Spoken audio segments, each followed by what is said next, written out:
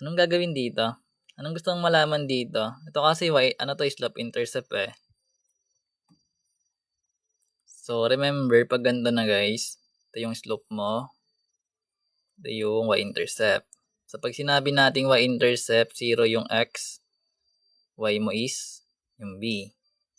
So in this case, for example, let's say meron tayong y equals 3x minus 4. So lagi mong makukuha yung m doon as yung katabi ng variable.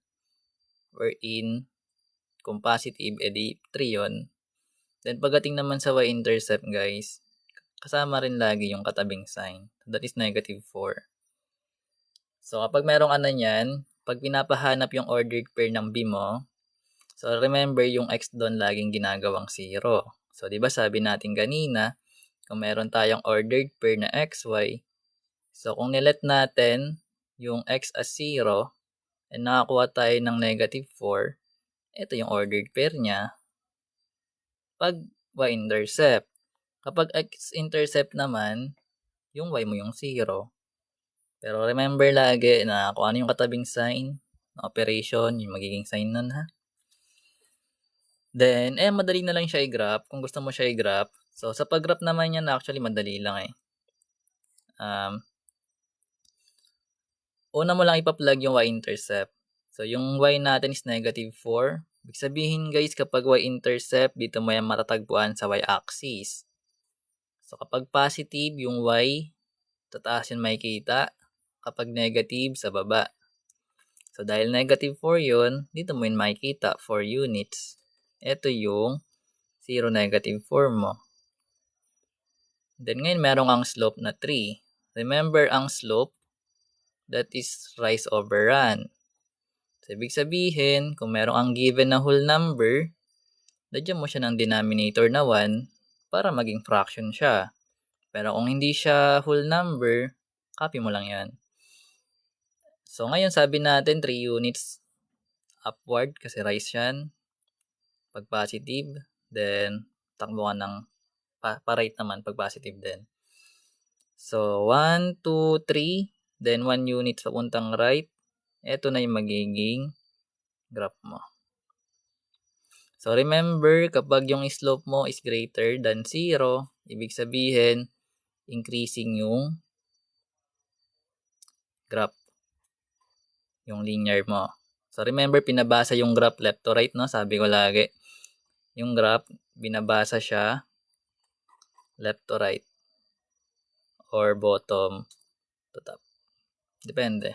So, galing sa left, pumunta ka na, naangat siya. Hindi tumataas yung graph mo. Then, kapag naman yung slope mo is less than 0, ibig sabihin mga negative, pababa yun. So, left to right, mababa yung graph. Then, kapag naman yung m natin is equal 0, sabihin constant. So, horizontal lang. So, ganun lang mong ginagawa dito sa equation, guys. Pero minsan, kailangan mo kunin yung equation nila, no? So, may mga iba't ibang cases pa to. Like, given yung 2 points. Then, kukunin mo yung equation of the line. Pwede kang gumamit ng point slope form. Pwede kang gumamit ng 2-point form. Pero kung inaanto ka na, guys, and may time ka para bukas, dito mo yan makikita. Try yung panoorin yung linear equation. Pakita ko nga sa inyo. Ads muna tayo, ads. Ads, andito pa si Idol Rapi. Idol Rapi, nandiyan ka pala, hindi ka nagpaparamdam ah. Uy, thank you, pretty boy. Dapat may pangalan ka dyan eh. Pero andito yan, sa tawag dito, linear function yun eh. Iba kasi yun eh, linear equation yun eh. Pagkakalala ko. Eto.